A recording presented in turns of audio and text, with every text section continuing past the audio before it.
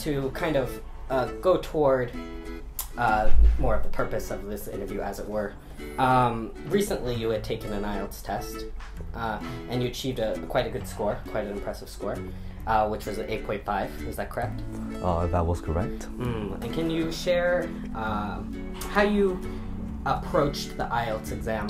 Obviously your own dialect is quite impressive, but beyond that, how you approached each skill and such. Well, people often say there's a secret to achieving a high band, and I don't think that's a secret at all. Those bands exist and they're there for you to get, so it's not really a secret, as more of differing methods to achieve one's desired band, though I am of the opinion that there are universal methods to get a decent score in these skills. Let's go through them one by one now. The listening and the reading shares a similar method, in that the news is a particularly good source for you to acquire new vocabulary, and also for you to develop your reading ability, since the art of reading requires one not only to read and understand, but also to pick out important information, the thesis of the article, of the essays, etc. So really, the core philosophy in reading and listening is practice makes perfect. You've just got to read a lot. If you're like me and you prefer reading novels and books, academic journals, etc., well, that's perfectly fine, but I do know that's not the majority opinion amongst people. So the news, well, the news is topical. It covers topics, everyday topics and important topics happening right now. So I think that's an easy way to approach these two skills if you're not into reading yourself and into listening. Well, with regard to listening, you may also branch out into YouTube and other social media platforms.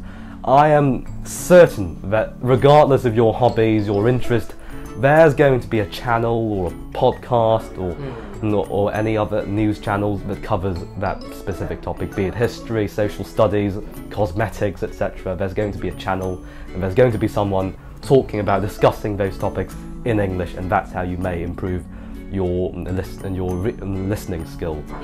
With regard to speaking, well, speaking is a bit trickier because of course it requires listening also, since that is an irreplaceable part of communication, but it also requires you to speak.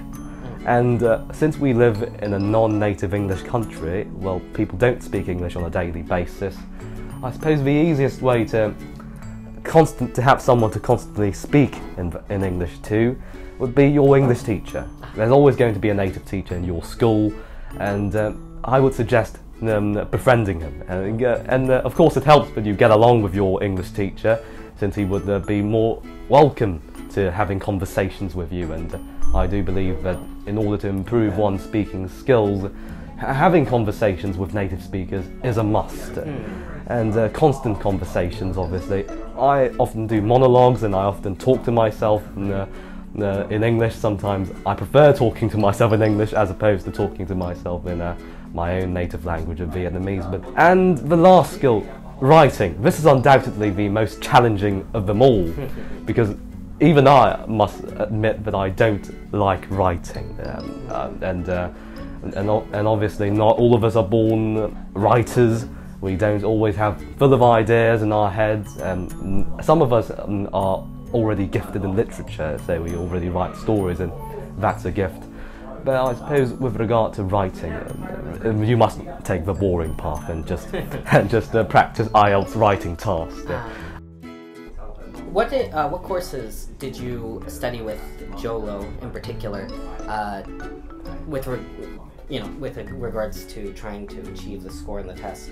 Well, I did 2 IELTS reinforcement courses, one from 7 to 8, and if I recall correctly, the last one was from 8 to 8.5. I don't recall there being any 9 courses, but I did 2 IELTS reinforcement courses with JOLO here. I see. And who was the teacher who taught you? Mr. Michael Shademan. We shared interest with regard to philosophy and history, so I often have out-of-class conversations with him, not necessarily about English or about the IELTS, but more of discussions about the topics we both love. Discussions about philosophy. We discuss Nietzsche, or we would even exchange books and talk about what we read in the books we exchanged to each other. So I got along well with him, and I suppose that has also helped me with my speaking skills. Can you share some of your thoughts about JOLO in general, and like about the facilities, about what you learned actually in the reinforcement courses, maybe besides the teacher, as it were? Well, I think JOLO is a decent place. It's an excellent place to study English. I haven't attended any of JOLO's other programs, but if their IELTS program is an indicator of the quality of their other programs, then yes, it seems like a very good centre. Obviously, when compared with juggernauts such as the British Council or IDP, but yeah, JOLO is a decent centre, and usually when if I may a quote from Mary Poppins, it is a supercalifragilisticexpialidocious English centre.